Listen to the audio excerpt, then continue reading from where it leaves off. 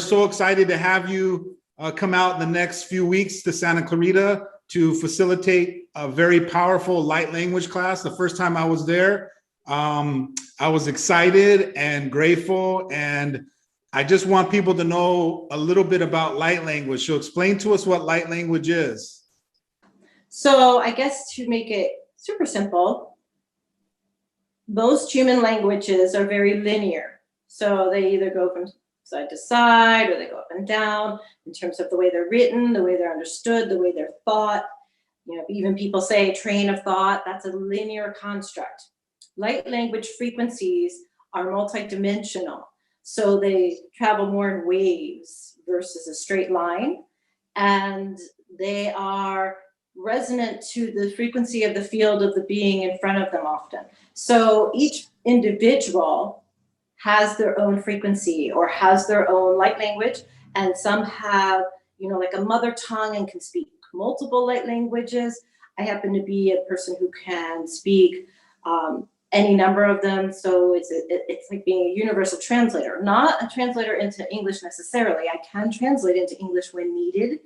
However, I feel like it's most useful now for people to learn to step into their own frequencies, however that looks, however that sounds, as a way to help facilitate one's own awakening process. We're all in the process of awakening and expansion. We're multidimensional beings, and this is another way for us to access aspects of ourselves that we've been taught to move away from in our traditional constructs on this planet. I love it. One of the things that I remember being in one of your workshops where I got the opportunity to activate my own light language, it was so empowering and invigorating. I remember walking away from that circle up. I was floating, and it just felt so out of this world and so free. I felt so free, and the word activation to me after that workshop was solidified. I really felt like something inside of me was turned on, and I haven't stopped speaking my own light language in the shower or when I'm getting dressed. I'm just turned on and I'm excited. So can you give us a taste of what it sounds like? Yeah, shikatontea chikatia shikantia panto chikata ahia wohoshia. Ekatatianta okutonte shikatianta lea katante. Awohokashi inia shikata andianta kata hishietente shipu chikata ala ea wohokatantianto hoishini. Eneata achiapa ukuntechi. Eshikashianta ukata iantashe. Awa o ekata iata hishi woho yokatanteshi echiapa. I love it. I love it. So, and not all light language sound alike. So some may be a little more what you might think of as harsh or different, or you know, like there might be clicks. There's some people who use their frequencies like a sign language, so it may come out with their hands. Some people are drawn to drawing, so they may be finding themselves writing glyphs, like on this T-shirt that Anthony Chino created.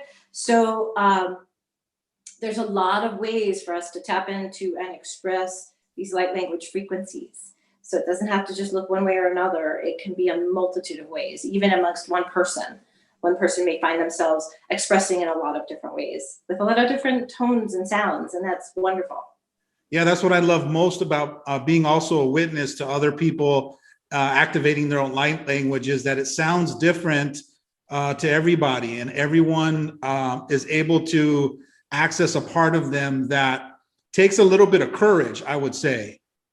You definitely have to surrender the ego, get out of the mind, and kind of slip down into your heart and connect to spirit, and it just starts flowing. It's a pretty incredible experience.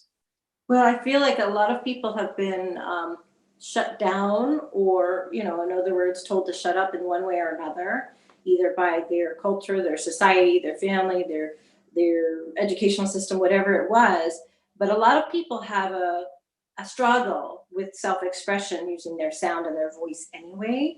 And so I personally feel like a part of what we can do in a class construct is help create that space of freedom and help clear blockages in the throat chakra as well.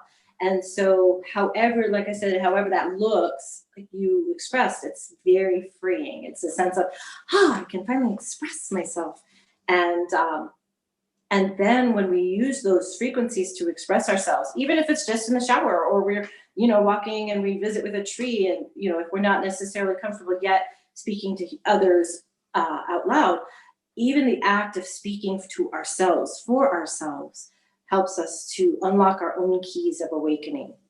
So Absolutely. And I think that when you said that it releases any kind of stuck blockages, especially the throat chakra, and also I seem to feel a sense of energy that kind of comes about me, and my being is opened up, and it's just an incredible way to allow spirit to come through me and to fully express who I am without getting caught up with specific words or distinctions. And it's just like you said, it's a freeing experience.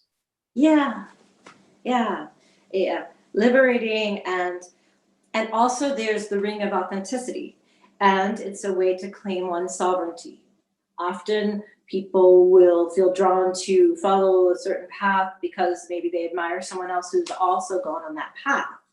And one way to embrace our sovereignty is to go within and to find tools that helps to support our knowing our own wisdom, because we all came equipped with what we need to navigate being alive at this time on this planet, at this space. And it's an exciting time.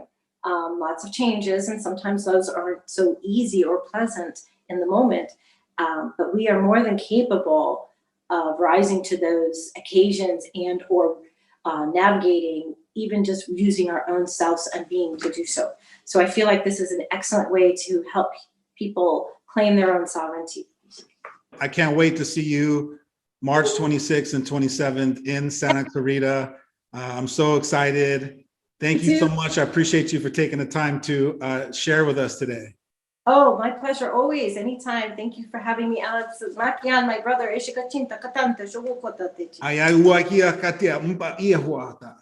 Akante.